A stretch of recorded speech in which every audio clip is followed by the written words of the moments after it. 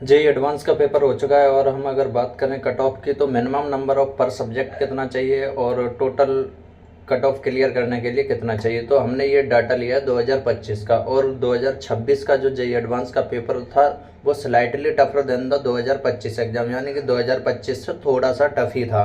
तो लगभग similar data ही रहेगा, यानी कि अगर आप बात करो मिनिमम मार्क्स पर सब्जेक्ट की तो सीआरएल में 7 था। तो अगर 2026 की बात करते हैं हम, तो 2026 के लिए मिनिमम 6 to 7 ही रहेगा पर subject. General EWS OBC NCL के लिए बात करें तो 5 से 6 रहेगा, जो कि लास्ट ईयर 6 रहा था। और अदर की बात करें एससी एसटी और पीडी, तो पीडी में जो भी कॉमन सीआरएल पीडी और OBC NCL PD, general EWS PD, SC PD, ST PD, उन सब के लिए लगभग 2-3 नंबर, यानी कि 3 नंबर ही रहने वाला है जहाँ तक है। क्योंकि जो ये वाला पेपर था 2026 का, वो वाकई में काफ़ी टफ पेपर रहा है। तो 2025 के कंपैरिजन जो पर सब्जेक्ट सिमिलर ही रहने वाला है।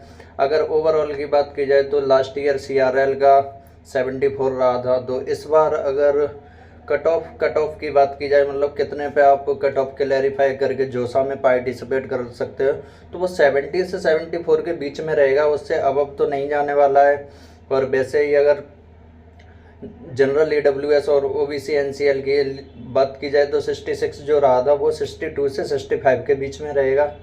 अदर की बात की जाए तो अदर का 37 जो रहा था, एससी एसटी पीडी इनका जो 37 रहा था वो इस बार है 31 से 35 के बीच में रहेगा।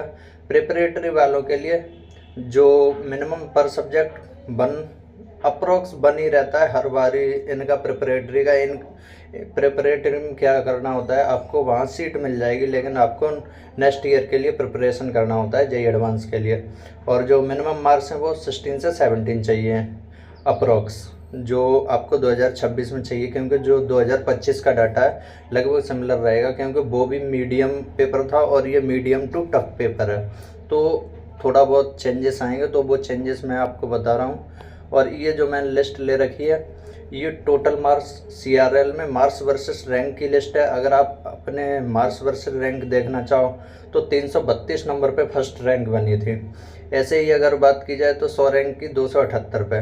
तो टोटल अगर लास्ट रैंक की बात की जाए तो 74 मार्क्स पे आपको 33,801 रैंक आई थी, यानी कि आपको 74 मार्क्स चाहिए कॉमन रैंक लिस्ट से कट ऑफ क्लैरिफाई करने के लिए, जो कि इस बार 70 के आसपास रहने वाला है। तो कॉमन रैंक लिस्ट वाले अगर देखना चाहें रेफरेंस के लिए तो 5,000 रैंक, 10,000 रैंक, इस रेफरेंस में आप देख सकते हो।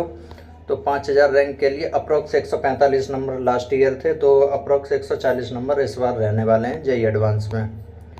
अगर बात की जाए aggregate total marks with different ranks in, अगर कैटेगरी वाइज की जाए तो जनरल ईडब्ल्यूएस की बात की जाए तो 309 स्कोर किया है, उसकी फर्स्ट रैंक आई है कैटेगरी में। ओवरऑल सीआरएल ऊपर देख लिया आपने, ये कैटेगरी वाइज है। तो 66 इसके लिए कम से कम स्कोर चाहिए था क्वालिफाई करने के लिए। ऐसे ही अगर ओबीसी एनसीएल की बात की जाए तो 310 पे फर्स्ट रैंक थी और 66 पे 12,601 रैंक थी। कट ऑफ की 66 वाला कट ऑफ क्लियर कर रहा है और 310 वाला कैटेगरी में टॉप कर रहा है। ऐसे ही अगर एससी में बात की जाए तो 37 पे 6,000 रैंक थी और 289 पे फर्स्ट रैंक थी, जो इस बार रहने वाली अप्रॉक्स 280 के आसपास फर्स्ट रैंक आ जाएगी एससी में, और 35 के आसपास, 34 के आसपास आप कट ऑफ क्लियर कर जाओगे और जो समय आप अपीयर हो सकते हो। एसटी के लिए देखा जाए तो 294 पे 294 पे जो फर्स्ट रैंक थी वो अप्रॉक्स कम होगी, थोड़ी बहुत कम रहेगी या हो सकता है ज़्यादा भी हो, क्योंकि टॉपर का कुछ पता नहीं है। लेकिन जो कट ऑफ के लिए जो मार्क्स चाहिए वो लगभग 30 से 34 के आसपास, 35 36 के आसपास रहने वाला है। और पीडी के लिए भाई आपका स्कोर आप देख चुके हैं सिमिलर ही रहता है एससी एसटी पीडी के लिए।